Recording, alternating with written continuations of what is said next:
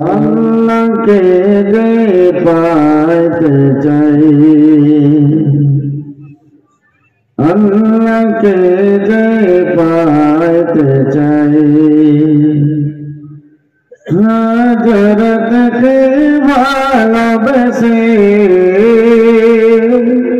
মোহব্বত বলুন সুবহানাল্লাহ।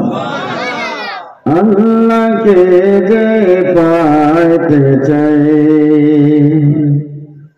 হযরতকে ভালোবেসে,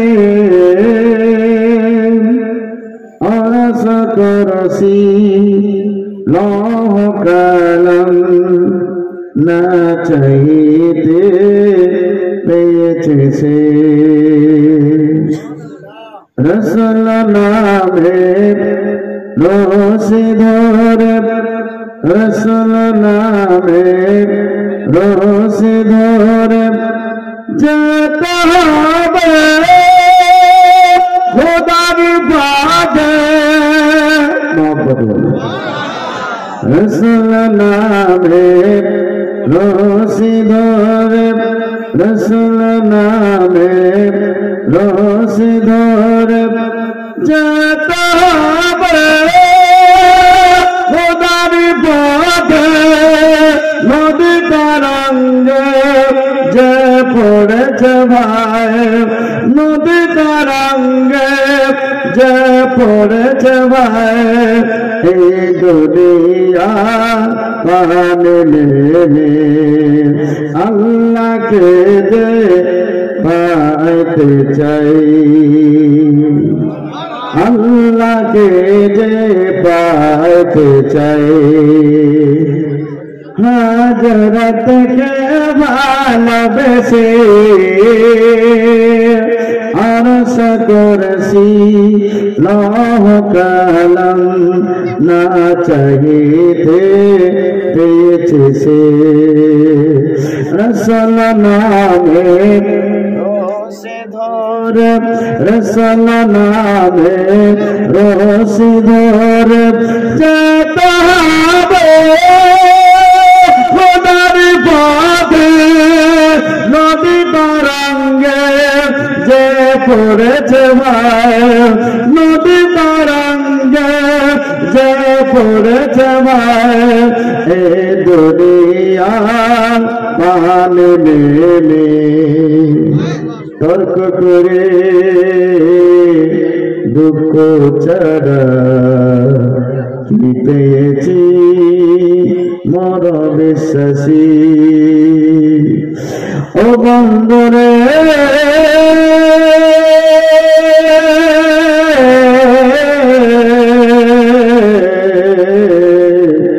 তর্ক করে দুঃখ ছাড়া কি পেয়েছিস মর অবিশ্বাসী,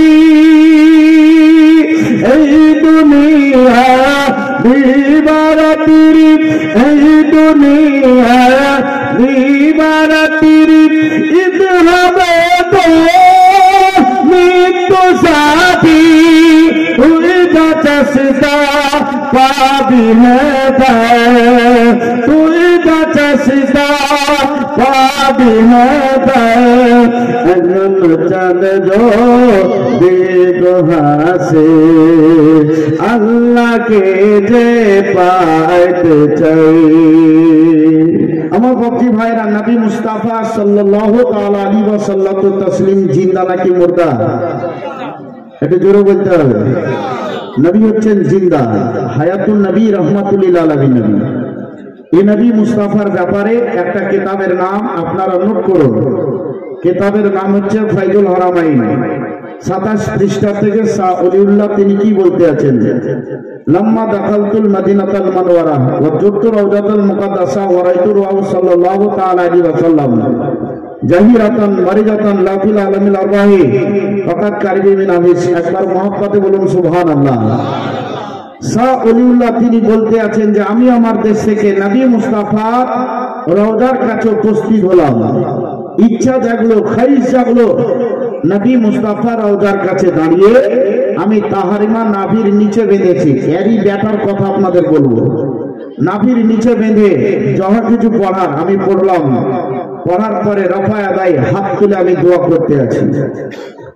ইমাম অবস্থায় নবী মুস্তাফার ইলমার হাতে দেখলাম না, উপরে দেখলাম না, বলকে নবী মুস্তাফার নবী মুস্তাফার সিনাতে মওজুদ দেখলাম। অর্থাৎ নবী মুস্তাফাকে আপন রওজার ভিতরে জিন্দা জীবিত দেখলাম। শাহ ওলিউল্লাহ কবর জিয়ারত করার টাইমে নবী মুস্তাফাকে জিন্দা দেখা আমাদের মানার মধ্যে কোনো পার্থক্য নাই। এই নামটাই হচ্ছে আহলে সুন্নাত ওয়াল জামাত। জোরে বলুন, আর একটু মহব্বতে বলুন সুবহানাল্লাহ। তাহলে আমাদের ঈমান ও আকীদা হচ্ছে নবী মুস্তাফা জিন্দা। কোন ব্যক্তি যদি মুর্দা বলে তাকে আমরা মানতে পারি। এই শাহ ওলিউল্লাহরই একটা বেটা, এর নাম হচ্ছে ইসমাইল দেহলভী, এই একটা কিতাব লিখেছে। কিতাবটার নাম হচ্ছে তাকবিয়াতুল ঈমান। 48 পৃষ্ঠার মধ্যে তাকে জিজ্ঞাসা করা হলো যে নবী সম্পর্কে কিছু আলোচনা করুন, নবী জিন্দা, এই ব্যাপারে কিছু আলোচনা করুন। তো আলোচনা করছে যে নবী মার্কার মিট্টি মে মিল গয়া। এই কিতাবে ওকে জিজ্ঞাসা করা হচ্ছে যে নবীকে কেমন সম্মানে ডাকবো। তো বলছে নবী হামারা বড় ভাই। বলছে নবীর কাছে কি কোনো সাহায্য চাহা যায়? তো বলছে নাই, মোহাম্মদ আলী হো কিসি চিজ কা মালিক ও মুখতার নেই, কোন জিনিসের হক এরা রাখে না।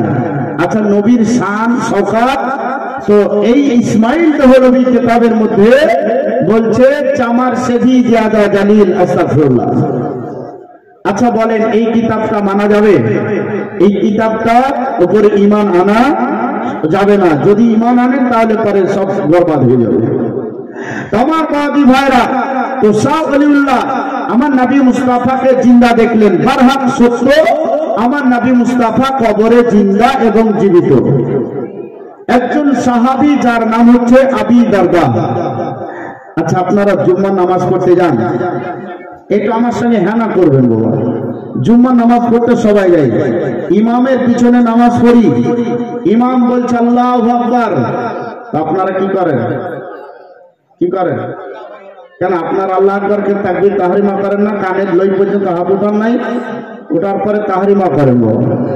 তো ওই জায়গাতে আমার নবী মুস্তাফা খুতবা পাঠ করছেন, যেমন আমাদের ইমাম সাহেব খুতবা পড়ে এইরকম খুতবা পাঠ করছে। একজন সাহাবী আবি দারদা যাওয়ার পরে আরজ করছেন, হাবিব ইয়া রাসূলুল্লাহ, ইয়া হাবিবাল্লাহ, নবী গো আপনার পদতলে বাপ মা কুরবান হোক, মা বাদাল মউত। আমার মারা শরফ নবী মুস্তাফার সম্মুখী যখন বললেন বাদাল মউত, যখন আপনার মওত হয়ে যাবে, আপনার যখন ইন্তেকাল হবে, আপনাদের গ্রামের নাম কি? মুকুন্দপুর। আমরা মুকুন্দপুর থেকে দরুদ পাঠ করব, সালাম পেশ করব, আরো অনেক কিছু পাঠ করব, আপনি শুনতে পাবেন কিনা? আমার নবী মুস্তাফার বলছেন সারা বিশ্বের যে কোনো প্রান্ত থেকে আমরা কিছু পাঠ করব, আপনি শুনতে পাবেন কিনা? এই ব্যাপারে নবী আমার বলেছেন। আর আবি দারদা মিশকাত শরীফে 121 পৃষ্ঠার মধ্যে হাদিসটা উল্লেখ করছেন। মান আবি দারদা রাদিয়াল্লাহু তাআলা قال قال رسول الله صلى الله تعالى عليه وسلم إن الله حتم على الأرض أن تأكل أجساد الأنبياء ونبي الله حي يرزق محبة বলুন সুবহানাল্লাহ। হযরত আবি দারদা হইতে বর্ণিত, নবী মুস্তাফার কাছ থেকে শুনতে পেলাম, আমার মুসলমান, আমার আমার নবী মুস্তাফা সাল্লাল্লাহু তাআলা আলাইহি ওয়াসাল্লাম তাসলিমের কাছ থেকে আবি দারদা তিনি বলেন, আমি যেটা রাসূলুল্লাহ নবী আবার যেটা বর্ণনা করলেন, বর্ণনা মোতাবেক পেয়ে গেলাম, আল্লাহ মাটির জন্য হারাম করে দিয়েছে সমস্ত আম্বিয়াদের লাশকে খাওয়া, বলতে প্রত্যেকটা নবীর আপন আপন কবরে জিন্দা জীবিত। একটু জোরে বলুন আল্লাহু আকবার। আমার বাচ্চারা, আমার মায়েরা, নবী মুস্তাফা সাল্লাল্লাহু তাআলা আলাইহি ওয়াসাল্লাম তাসলিমের কাছ থেকে যখন এই কথাটা শুনতে পাওয়া গেল, যখন কথাটা এইভাবে পাওয়া যায়, আমি দাদা তিনি বলেন নবী মুস্তাফা যখন জানাই দিল, নবী মুস্তাফার কাছ থেকে যখন শুনলাম মাটির জন্য আল্লাহ হারাম করে দিয়েছে সমস্ত আম্বিয়াদের লাশকে খাওয়া, বলকে প্রত্যেকটা নবী আপন আপন কবরে জিন্দা, প্রত্যেকটা নবীকে আল্লাহ রব্বুল আলামিন খবর দেন, আল্লাহ রব্বুল আলামিন ফেরেশতা মারফত পাঠিয়ে দেন, এরা জান্নাতি পানি খাবার ব্যবহার করে। কবরে রওজায় জান্নাতি পানি খাবার যাহা কিছু প্রয়োজন সব ফেরেশতা মারফত কবরে চলে আসে। আচ্ছা, প্রশ্ন করলে পারে একজনা করলে আরেকজনের ইচ্ছা জাগে, যাবে না? অবশ্যই জাগবে বাবা। তো সাহাবী একটা নাই, ওই দাদাতে 3 থেকে 5,000 সাহাবী ছিল, এতগুলা সাহাবী রাসূল। যখন আবু দারদা এইভাবে কথাটা উঠার, ওই কথার পরিপ্রেক্ষিতে আর একজন সাহাবী উঠে দাঁড়িয়ে গেলেন, ইয়া রাসূলুল্লাহ, নবী গো আপনার পরকালে কুরবান হোক বাবা, আপনার পরকালে সবকিছুই কুরবান হোক। আমি আপনার কাছ থেকে জানতে চাই ইয়া রাসূলুল্লাহ, আপনারা কবরে যখন জিন্দা জীবিত থাকবেন আপনারা কবরে কিছু করবেন কিনা এটাই জানাই দিলে ভালো হতো, আপনারা কিছু করবেন কিনা একটু জানাইলে ভালো হতো। আমার নবী মুস্তাফা সাল্লাল্লাহু তাআলা আলাইহি ওয়াসাল্লাম বলতে আছেন, তোমরা সরো সরো ইউসাল্লুনা ফি কবরিহি, আমরা প্রত্যেকটা নবী আপন আপন কবরে নামাজ পড়ি, কবরে নামাজ পড়ি। নবী আমার কবরে নামাজ আদায় করছেন, যত নবী রাসূল পয়গম্বর নামাজ আদায় করছেন। ও সাহাবী কিংবা অন্য কোন সাহাবী ওঠার পরে বলছেন, ইয়া রাসূলুল্লাহ আর কিছু করেন কি? আমার নবী বলছেন, ওয়াসুমানা ফি রমাদান, রমজান মাস যখন আসে 1 মাস রোজা রাখি। জোরে বলো। আচ্ছা, 1 মাস আপনাদের এই গ্রামে 30 দিনে হয় নাকি 29 দিনে? 30 দিনে 1 মাস, 29 দিনে ওটা 1 মাস। তাহলে 30 যদি লেখেন তো অ্যান্সার ভুল, 29 লিখলো অ্যান্সার ভুল। আপনাকে 29/30 লিখতে হবে, তবে আপনার সঠিক হবে। আচ্ছা, রোজা আপনাকে 1 মাস রাখতে বলা হলো নাকি 30 দিন? তাহলে কিছু কিছু আপনাদের গ্রামের মানুষ আছে বলছে এই মৌলবীর জ্বালাতে একটা রোজা কমে গেল, বলে না? বলে না? বলে না? আচ্ছা, এই কথাটা বললেন, আপনি নেকি পেলেন নাকি আপনার গুনাহ হলো? গুনাহ হলো, আপনার পাপ হলো। কারণ আপনাকে 30টা রোজা রাখতে বলা হয়নি, 29টাও রাখতে বলা হয়নি, 1 মাস রাখতে বলা হয়েছে। 30টা হলো আলহামদুলিল্লাহ, 29টা হলো আলহামদুলিল্লাহ, 1 মাস আমাদের হোলি হলো। তাহলে আজ থেকে এই কথাটা বলবেন না তো? এই কিছুদিন পরে রমজান মাস আসছে, জি রমজান মাস। মানুষ শোনার পরে বলছে সামনে রমজান মাস আসছে, আমাকে আবার কি বললেন যে আমি 1 মাস রোজা রাখি। ওই জায়গাতে বলছেন ওই সাহাবী বা তার আগের সাহাবী, এই দুজনের মধ্যে যে কোনো একজন হতে পারে। আবার খাড়া হয়েছে, ইয়া রাসূলুল্লাহ আর কিছু কি করেন আপনারা? নবী আমার বলছেন, ওয়া হিজ্জুনা ইলাল বাইত, হজের মৌসুমে আমি নবী মুস্তাফা রওজা ছেড়ে হজ করতে চলে যাই। একবার জোরে বলবেন না? হজ করতে চলে যাই। ইয়া রাসূলুল্লাহ হজ করতে যান, কতদিন থাকেন? নবী আমার বললেন 41 দিন থাকি। আমার আমার নবী মুস্তাফা সাল্লাল্লাহু তাআলা আলাইহি ওয়াসাল্লাম তিনি বললেন, আমি রওজা ছেড়ে হজের মৌসুমে চলে যাই, হজ করতে চলে যাই। নবী গো, আপনি কবরে রোজা রাখছেন, আপনি হজ করতে যাচ্ছেন, আপনি নামাজ পড়ছেন, আপনাকে কেউ যদি মিথ্যা এই ধরনের কথাবার্তা মরা বলে তাকে মানব কি? সরকার আলা হাতরা তিনি প্রমাণ করে জানিয়ে দিচ্ছেন, সেই ব্যক্তিদের থেকে সাবধান থাকতে বলছেন। তুচ্ছ আমার জান্নাত সে क्या मतलब है वहां भी दूर हो, हम रसूलुल्लाह के जन्नत रसूलुल्लाह की করে বলুন সুবহানাল্লাহ।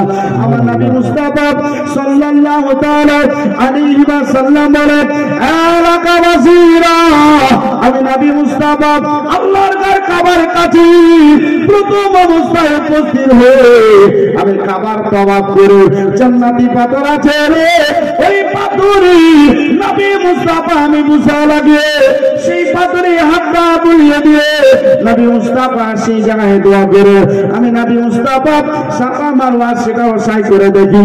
আমি নবী মুস্তাফা হাউজে কাউসারের কাছে যাই, নবী মুস্তাফা অনেক জায়গায় আমি নবী মুস্তাফা পৌঁছে যাই। নবী আমার বলতে আছি, সারা বিশ্ব থেকে যত মানুষেরা হজ করার উদ্দেশ্যে আছে আমি প্রত্যেকটা হাজির চারাকে দর্শন করি। আচ্ছা বলেন তো, আপনি আপনার গ্রামের মানুষকে চিনতে পারেন কি? চিনতে পারেন না। আপনি আপনার গ্রামের মানুষকে বুঝতে পারেন না, কিন্তু নবী মুস্তাফা বলছে যে আমি সারা বিশ্বে যত মানুষ হজ করার উদ্দেশ্যে আছে আমি প্রত্যেকটা চেহারাকে দর্শন করি এবং প্রত্যেকটা দেশের মানুষকে চিনি। নবী মুস্তাফা জন্ম হলো মক্কাতে, বালাগাত হলো মক্কাতে। নবী মুস্তাফা মক্কা আসলেন, মদিনার লোককে চিনার কথা না। নবী মক্কাতে আসলেন, ভারতের মানুষকে চিনার কথা না। নবী মক্কাতে আসলে পাকিস্তানের নাই, বাংলাদেশের নাই, আফগানিস্তানের নাই, চীন, ইরাক যাই বলেন না কেন কাউকে চিনার কথা নাই, কিন্তু নবী আমার বলছেন আমি সবাইকে চিনি। আচ্ছা বলেন তো, এই পৃথিবীটা কত কিলোমিটার মাটি আছে? কত কিলোমিটার আছে? এই বাংলা শিক্ষিত এখানে নাই? বাংলা শিক্ষিত আছো?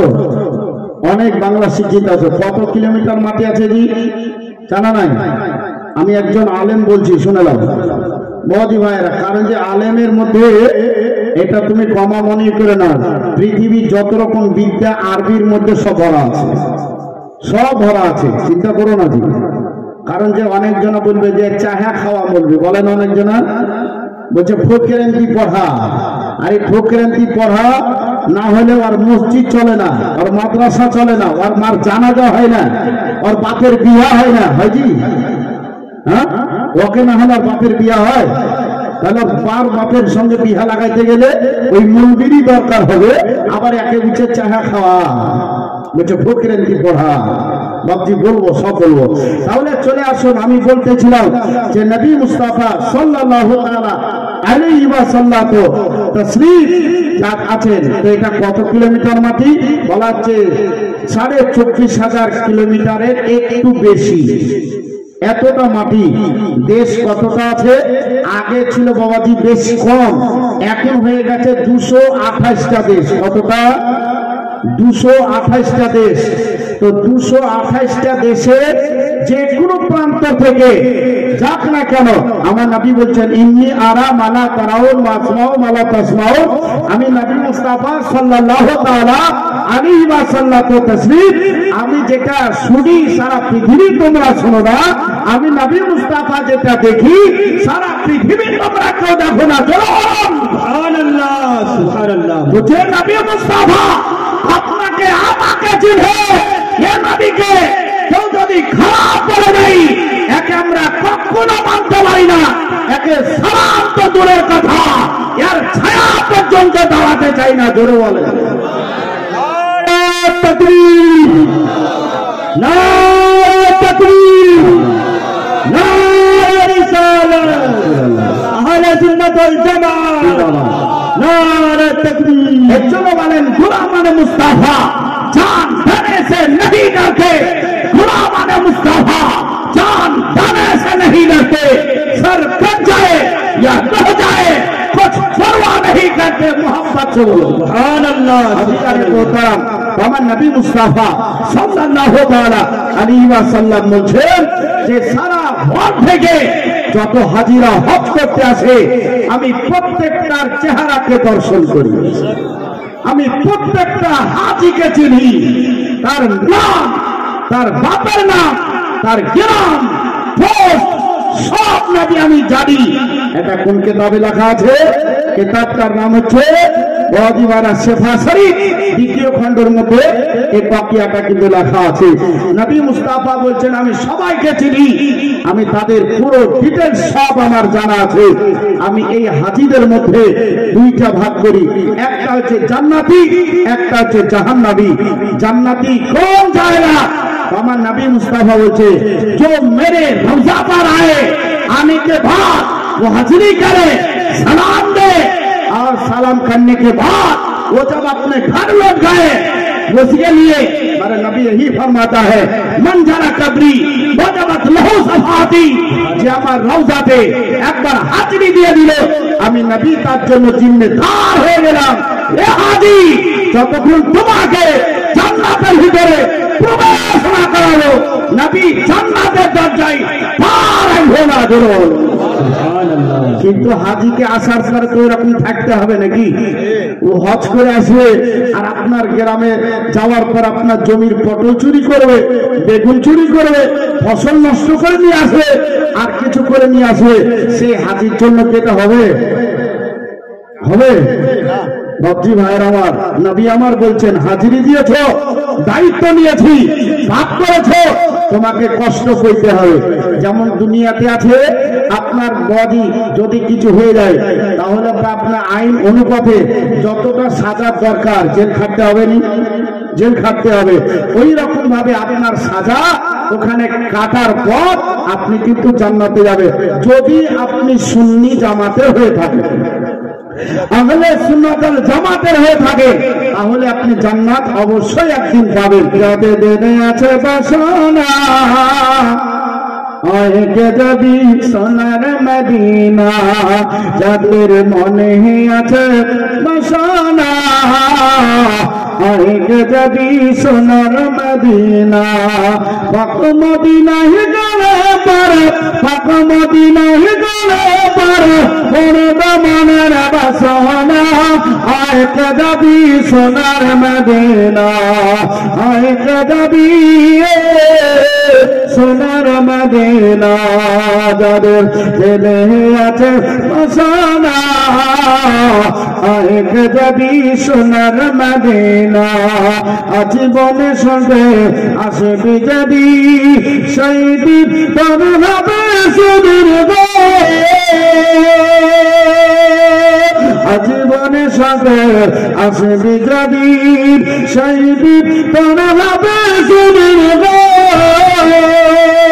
আর এক আমলে আর বদি, এক আমলে আর বদি, তার প্রেমে মজে দেখো না আয়েক যাবি সোনার মদিনা, যাদের দিলে আছে বাসনা আয়েক যাবি সোনার মদিনা। মোহব্বত বলো মদিনা যাওয়ার হয়ে গেলে আয় তোরা সব বলে দিতে, মদিনা যাওয়ার হয়ে গেলে আয় তোরা সব বলে দিতে, আল্লাহ যাতে বোকা করে, আল্লাহ যাতে বোকা করে কত হয়ে যাবে রওয়ানা আয়েক যাবি সোনার মদিনা। মোহাম্মদ যাদের দিলে আছে বাসনা আয়েক যাবি সোনার মদিনা।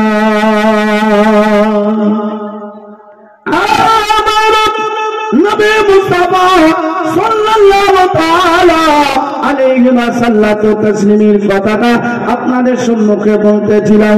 নবী মুস্তাফা সাল্লাল্লাহু তাআলা আলাইহি ওয়াসাল্লাতু তাসলিম আজকে দেখেন বাকি ভাইরা সবারই সঙ্গে সাক্ষাৎ করতে আছেন, নবী মুস্তাফা দর্শন করতে আছেন। আমার নবী মুস্তাফা আপনাকে দেখছি কিন্তু আপনি নবী মুস্তাফাকে দেখতে পান নাই। নবী আমার বলছেন শোনো রে, আসাদ পারি সেই নিয়াত করে তোমরা যদি মক্কা মদিনা দর্শন করে যাও, আজকে সে ভালোবাসা নিয়ে তোমরা যদি আপন বাড়িতে ব্যাগ চলে যাও, আমি নবী মুস্তাফা যেটা দায়িত্ব নিয়েছি সেই দায়িত্ব মোতাবেক নবী আমি সেই জায়গায় কাজ করব। আমি নবী বলতে আছি রে, তোমরা যদি সেই ইমানটাকে মজবুত করে নিয়ে থাকো, আমি নবী তোমাদেরকে অবশ্যই একদিন চোখের পলকে পার করে দিয়ে আমি জান্নাতের ভিতরে প্রবেশ করিয়ে দেবো। আচ্ছা বলেন তো পুলসিরাত কতদিনকার রাস্তা হবে আপনাদের জানা আছে বাকি? কোন কিতাবের মধ্যে 30,000 বছর লেখা আছে, ওই হাদিস শরীফের মধ্যে 15,000 বছর লেখা আছে। ওই এত ধার হবে, তালওয়ারের চাইতে বেশি ধার হয়ে যাবে, চুলের চাইতে বেশি চিকন হবে। ওই রাস্তাটা আপনাকে আমাকে সবাইকে পার হতে হবে। ওই রাস্তাটা জাহান্নামের উপর দিয়ে তৈরি করা আছে। আপনার 7টা জাহান্নাম পার করে তবেই না আপনি বদি সেই লাইনে পৌঁছাতে পারবেন। জান্নাতে যাওয়ার আগে আপনাকে একটা নয় দুইটা নয়, আপনাকে 7-7খানা গেট আপনাকে অতিক্রম করতে হবে। আচ্ছা বলেন তো পুলসিরাতের রাস্তা যদি এরকম হয়, এত বড় রাস্তায় প্রতিদিন খবরে শুনতে পাওয়া যায় অ্যাক্সিডেন্ট হচ্ছে, কত মানুষ না মারা যাচ্ছে, কিন্তু সেই রাস্তা আপনি কেমন করে পার হবেন? নবী আমার বলে শোনো, তোমরা যদি আমার মহব্বতটা নিয়ে থাকো, আমার মহব্বত ভালোবাসা তৈরি করে থাকো, আমি নবী তোমাদের দায়িত্ব নিয়ে নিয়েছি। আমি জিবরিল আমিনের পথ, যে পথগুলা এই পৃথিবীতে আসার জন্য ব্যবহার করা হয় না, ও জিবরিল আমিন রে এই পৃথিবীতে আসার জন্য পথগুলাকে কোনো ব্যবহার করে নাই। ওই পথগুলার দানাগুলা পুলসিরাতের উপরে বিছাই দিয়ে আমার উম্মত আদি এদেরকে আমি চোখের পলকে পার করে দেব। আমি তাদেরকে একটা জাহান্নামে পড়তে দেব না। আল্লাহর কাছে ওয়াদা এটাই আছে বাকি, আমার একটা উম্মত আদি যদি জাহান্নামে থেকে যায়, আমি নবী জান্নাতে পারবো না। চোখেরই পলকে তুমি হতে পারো না, চিরতর বন্ধ হবে তোমার নিঃশ্বাস। চোখেরই পলকে তুমি হতে পারো না, চিরতর বন্ধ হবে তোমার নিঃশ্বাস। হবে তোমার মসজিদের মাকে বাড়িওয়ালা নায়ের বাড়ি নাই রে দুনিয়াতে, বাড়িওয়ালা নায়ের বাড়ি নাই রে দুনিয়াতে। আমার আদম নবী জান্নাতে একদিন নয় 2 দিন নয়, টানা 2 বছর ধরে চলে বাদি মায়েরা জান্নাতে চলে, একজনের সঙ্গে সাক্ষাৎ হয়নি, চলছে একজনের সঙ্গে সাক্ষাৎ হয়নি। আদম নবী বলছে, হ্যাঁ রে এত বড় বাড়ি একজন এখন দেখতে পাই না, একজন এখন নজরে পড়ে না, মনটা খারাপ। কতদিন চলেছে মা? 2 বছর। জান্নাতে একদিন আর এই দুনিয়ার 50,000 বছর সমান। আবার আরেকটা কিতাবে দেখলাম এই দুনিয়ার 50,000 বছর সমান, জান্নাতে 1 ঘন্টা।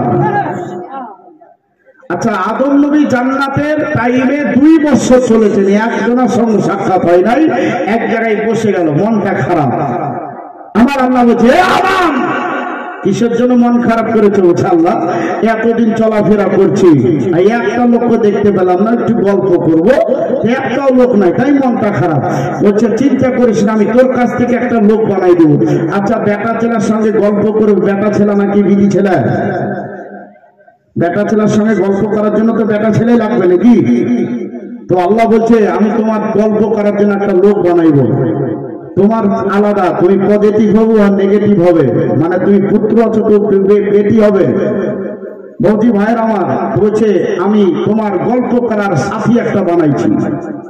তো সাথীটাকে বানাইলো, এত সুন্দর বানাইলো, আদম নবী দেখে বলে খুব মন চাইলো, হাত বাড়াইছে, আদম খবরদার সাবধান, বলছে ছুঁইবা না, ছুঁইতে গেলে তোমাকে বিয়ে করতে হবে।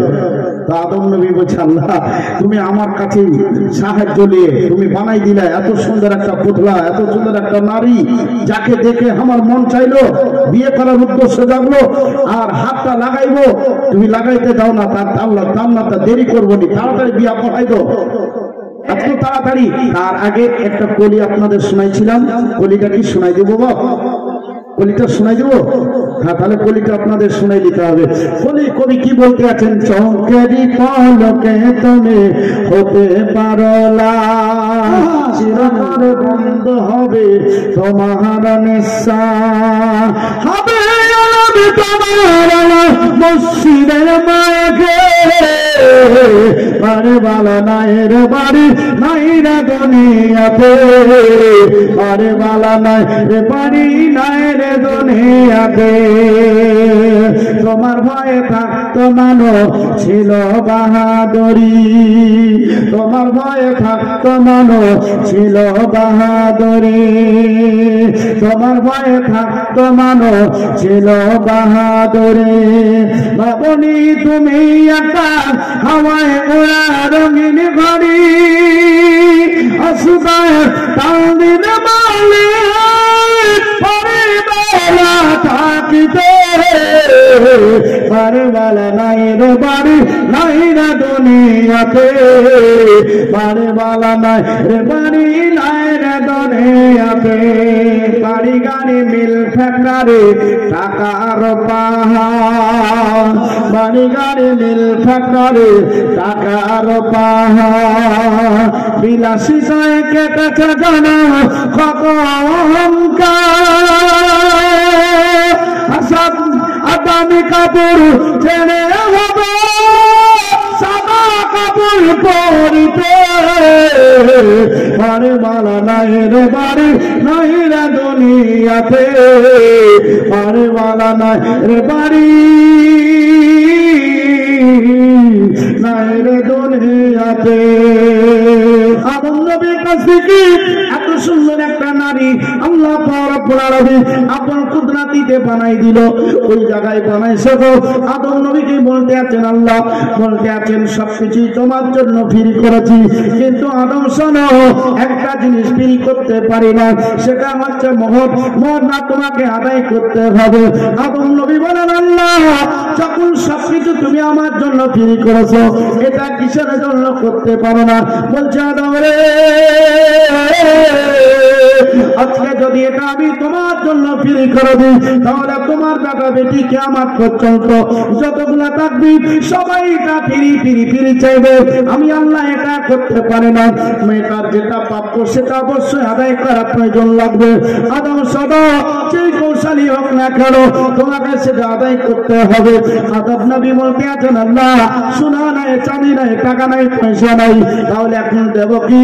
ফসল পাতি সেই রকম বলে আমার নজর আসে নাই, খিদা লাগলে খাবার দেখতে পাই, খাবারটা খেয়ে দিলে এটা পূরণ হয়, কিন্তু ভাবছি ভাইরা চোখের সামনে দেখতে পাওয়া যায় না। জান্নাতের ফল ফ্রুটের কথা আদম নবী এটাই বলেছিলেন। আল্লাহ গো, তাহলে এখন করবো কি? আমার আল্লাহ বলতে আছেন, যে নবীর মোহাব্বত ভালোবাসায় আপনাদের কাছে উদ্দিল করা হয়েছিল, শুধু মাত্র হাতটা দেখেই বলা হয়েছিল, সেই দিকে ভালোবাসায় চলে যাচ্ছে। ও আদম শোনো, তুমি তোমার নবীর উপরে 7 বার দরুদ শরীফ পাঠ করে নাও। কোন কিতাবের মধ্যে 11 বার লেখা আছে, কোন কিতাবে 5 বার লেখা আছে। সরকার আলা হযরত বলেন ওই জায়গায় 3 বার পর্যন্ত উক্তিটা উঠাই দিয়েছে। আমার আল্লাহ বলতে আছে, না তোমার নবীর উপরে তুমি 1 বার 2 বার 5 বার 7 বার যে রকম উক্তি করেছেন, তুমি দরুদটা পাঠ করে নাও, তাহলে তোমার মওলানা আদায় হয়ে যাবে। আর তুমি তোমার যে সামনে হাওয়া সেটা তোমার জন্য জায়গা আমি আল্লাহ রব্বুল আলামিন করে দেব। আদম নবী বলেন, আমার নবীর উপরে আমি 5 বার দরুদ শরীফ পাঠ করলাম মহব্বতে। আচ্ছা, আদম নবীর নবীকে, আদম নবীর নবীকে, আদম নবীর নবীকে জানা নাই। টাকা চাইলে তো পাই নাই, তাহলে ফিরি ফিরি আর শোনাই দিয়া, ফিরি ফিরি আপনারা শুনেলেন, কাল থেকে টাকা পয়সা আপনারা দিবেন বাবজিরা। তাহলে বলতে আছেন, আদম নবীর নবী হচ্ছে আপনার নবী, আমার নবী। জোরে বলো, আমার নবীর নাম কি? সাল্লাল্লাহু আলাইহি সাল্লাম, তাহলে ওটা আপনারও নবী। তাহলে কেউ যদি আপনাকে জিজ্ঞাসা করে তা আপনি বলবেন আমার নবী। আমার নবী বলতে অসুবিধা আছে? যদি অসুবিধা থাকে জানতে হবে ও পাক্কা সুন্নি নয়।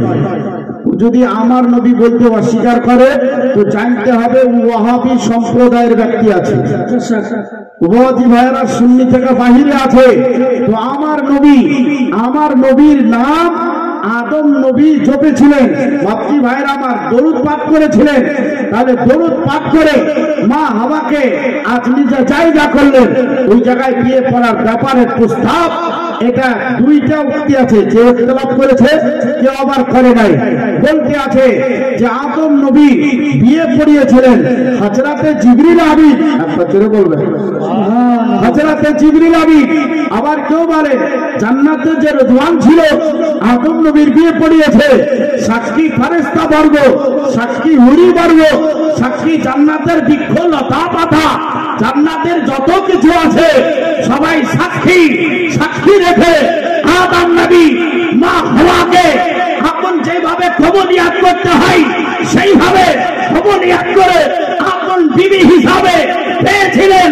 আল্লাহ রাব্বুল আলামিনের ইচ্ছা ছিল, ইরাদা ছিল পৃথিবীকে আবাদ করা, পৃথিবীকে উজ্জ্বল নক্ষত্র বানা। আল্লাহ রাব্বুল আলামিন দুনিয়া থেকে একটি গাছ জান্নাতের ভিতরে রেখে একটা ইশারা করেছিলেন, ইয়া আদম उसके करीब ना जाओ, ওর কাছে তুমি যাবে না। খাবার জন্য বলা হয়নি, ছোঁয়ার জন্য বলা হয়নি, নিকটে যেতে নিষেধ করেছিলেন। আদম নবীকে করেছিলেন।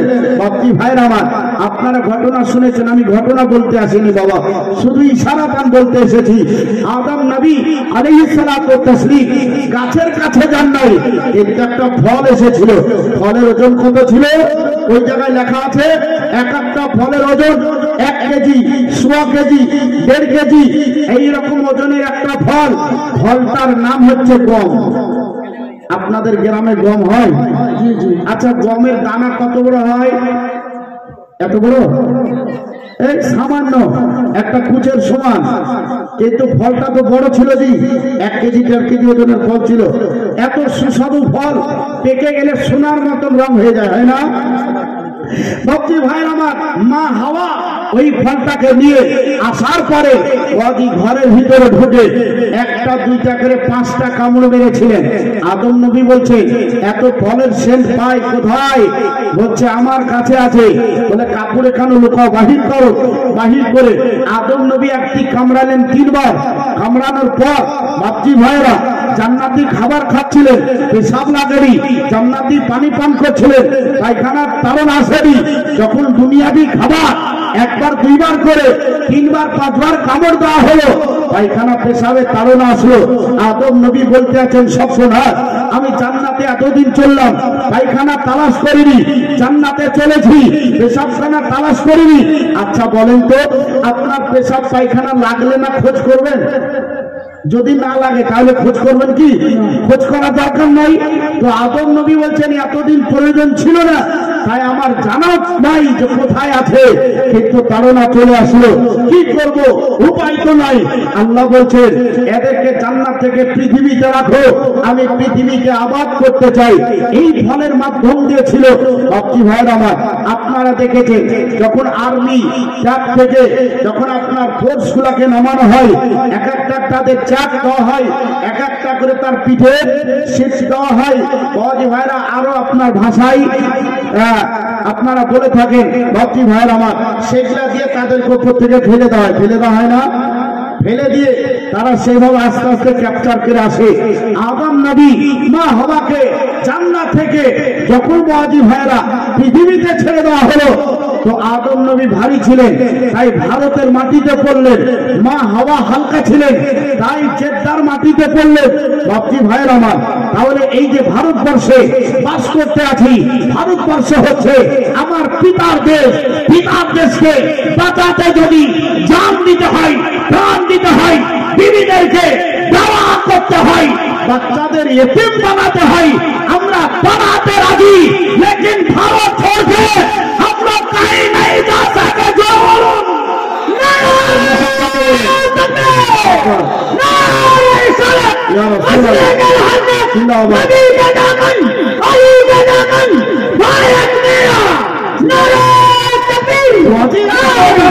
তাহলে আমার বাবার দেশে আমরা ছেড়ে কখনো পাকিস্তান বা বাংলাদেশ বা আফগানিস্তান বা কোন জায়গায় যাব এইরকম কিন্তু আমরা এই রাজা কখনো করতে পারি না। না করেন আপনারা? আপনারা করেন? করতে রাজি নাই। বড়দি ভাইয়েরা, আজ এই ভারতকে রক্ষা করতে, ভারতের সংবিধানকে রক্ষা করতে যদি রক্তের প্রয়োজন হয় আমরা রক্ত দিতে রাজি। এ ভারতের নামকে বাঁচাবে যাহা কিছু প্রয়োজন আমরা দিতে রাজি, কিন্তু ভারত ছেড়ে আমরা বাইরে যেতে রাজি নাই। চিৎকার বলুন আজিলারে মোহতারাম। তাহলে আমরা ভারতে আছি, তো ভারতে আদম নবী পড়লেন। বাবাজি ভাইয়ের আমার, আদম নবী কাঁদতে লাগলেন। কিসের জন্য কাঁদছে এখনো খবর নাই। আদম নবীর কাঁদা দেখে জমিন কাঁদতে লাগলো, জমিনের কাঁদা দেখে গাছপালা কাঁদতে লাগলো, গাছপালার কাঁদা দেখে হাজার পাথার কাঁদতে শুরু করলো। এমনকি সবাই কাঁদতে আছে। এই জিজ্ঞাসা করে তোমরা কাঁদছো কারণটা কি? বলছে কেন কাঁদি এটা তো বলতে পারি না।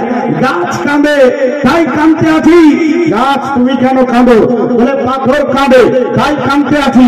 পাথর তুমি কেন কাঁদো? বলে জমিন কাঁদে তার জন্য কাঁদতে আছি। হে জমি, আজ তুই কিসের জন্য চোখে পানি ঝরাইছি? তো জমিন বলতে আছে আদম নবী কাঁদে তাই কাঁদতে আছি। হে আদম, তুমি কিসের জন্য কাঁদো?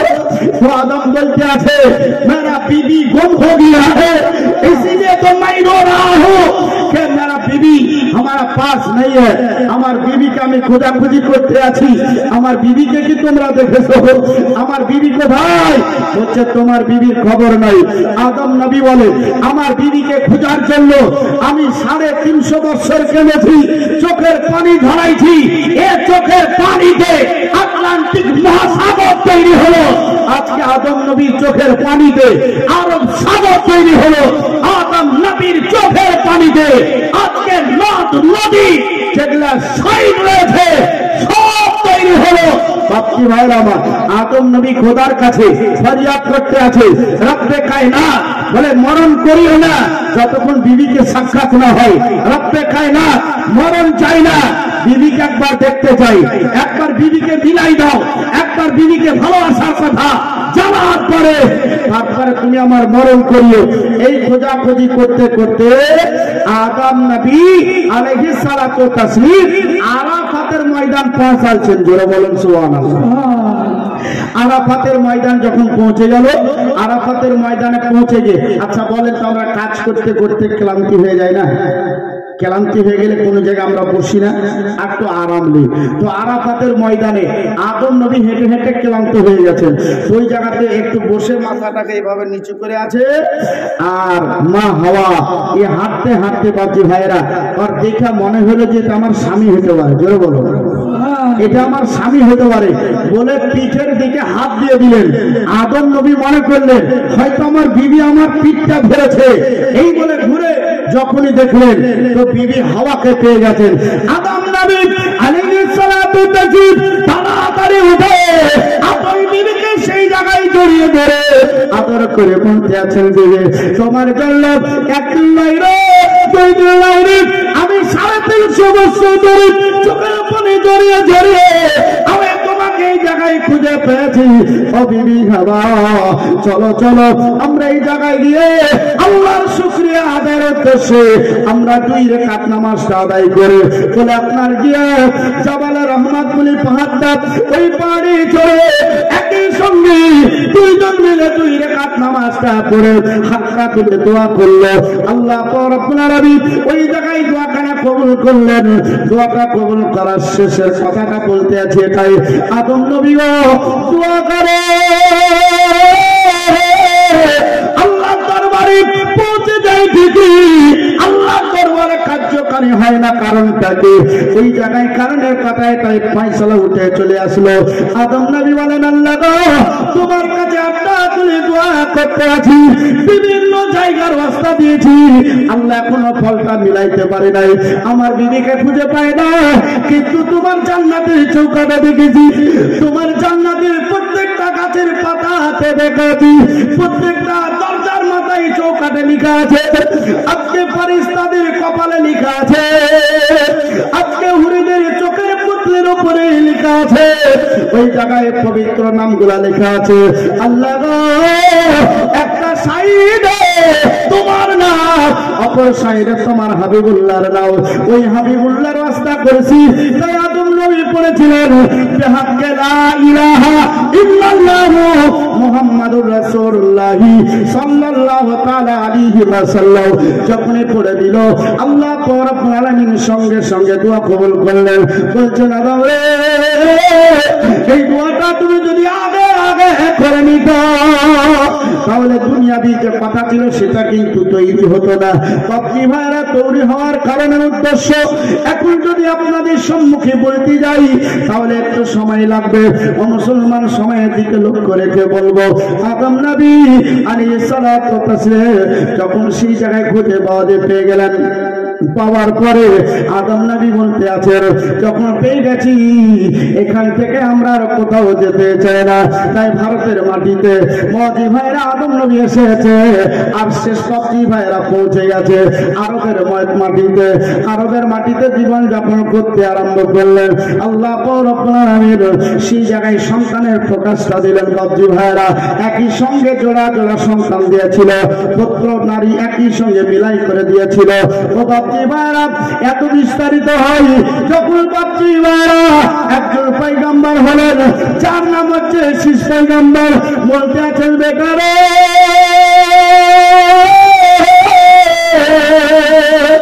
আমি তোমার বাবা আদম নবী বলতে আছি, দেখা শোনো, তোমার মাকে খোঁজা খুঁজে করছিল আমি 350 বছর, এমন কোন জায়গা নাই রে, আমি ভারতের কোন জায়গায় এরকম নাই, আমি আফগানিস্তানের জায়গায় এরকম নাই, আমি বিভিন্ন জায়গা বলতে আছে, আমি আমার পায়ে হেঁটে হেঁটে তোমার মাকে খোঁজার জন্য কত না কষ্ট করেছি।